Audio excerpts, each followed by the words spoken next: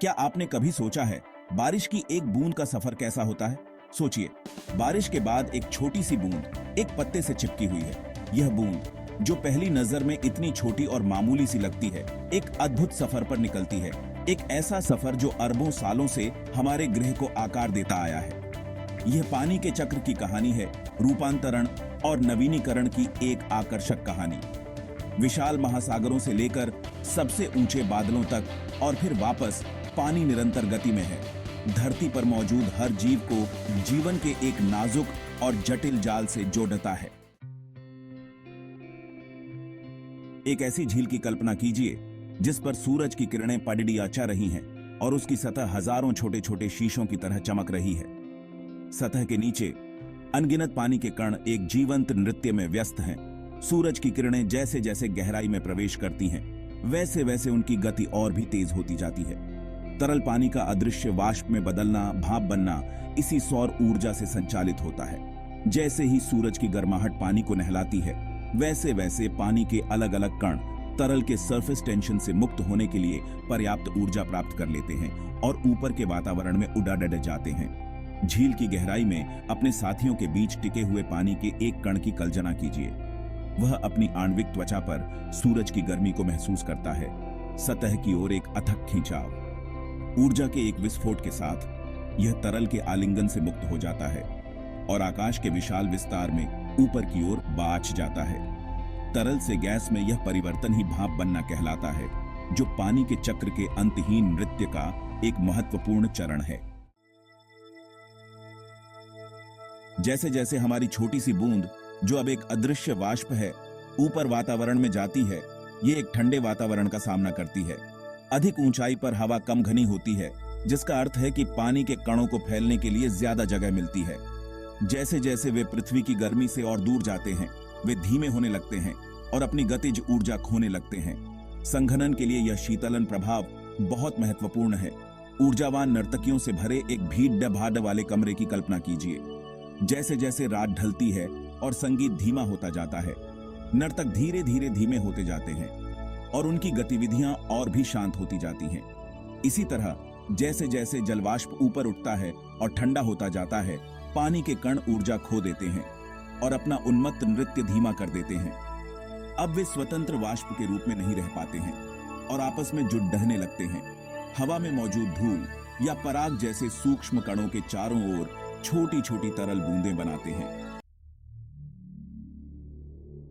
बादल, जो अब अनगिनत पानी की बूंदों से लदे हुए हैं, अपनी यात्रा आकाश में जारी रखते हैं और प्रिवेलिंग विंड्स द्वारा ले जाए जाते हैं।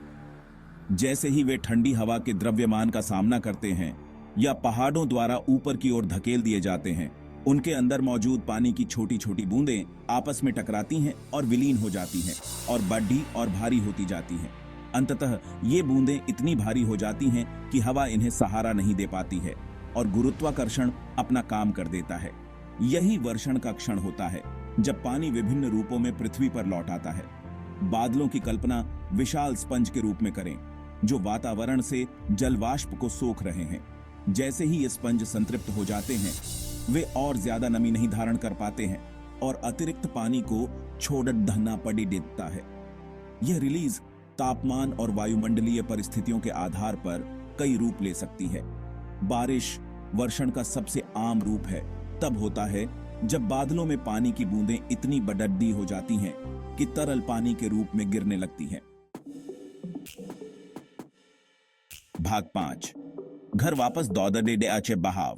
जब वर्षा पृथ्वी की सतह पर पहुंचती है, तो यह हमेशा जमीन में नहीं रिसती है। वर्षा की तीव्रता, भूमि का ढलान और मौजूद वनस्पति के प्रकार जैसे कारकों के आधार पर पानी का एक हिस्सा सतह पर बहता है, जिसे हम बहाव कहते हैं। एक पहाड़ी ढलान से नीचे गिरते हुए बारिश के पानी की कल्पना कीजिए, जो नाले और धाराएं बनाता है, जो बड़ी नदियों में मिल जाती हैं और कीमती तरल को वापस महासागरों की ओर ले जाती है। पृथ्वी की सतह को आकार देने में बहाव महत्वपूर्ण भूमिका निभाता है।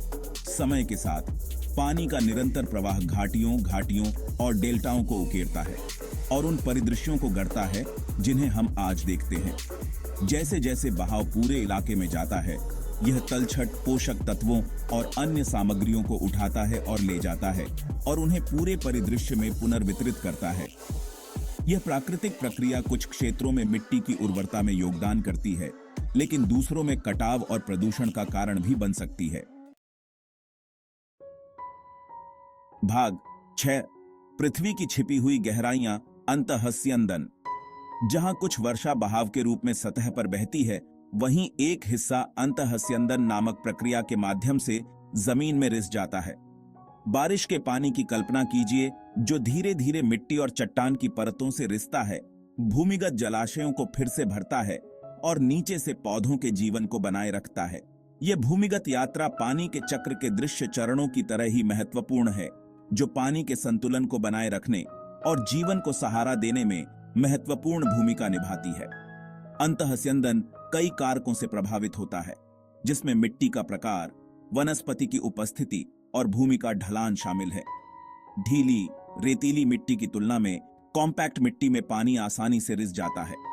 वनस्पति एक सुरक्षात्मक परत की तरह काम करती है, बहाव को धीमा करती है और पानी को जमीन में रिसने के लिए ज्यादा समय देती है।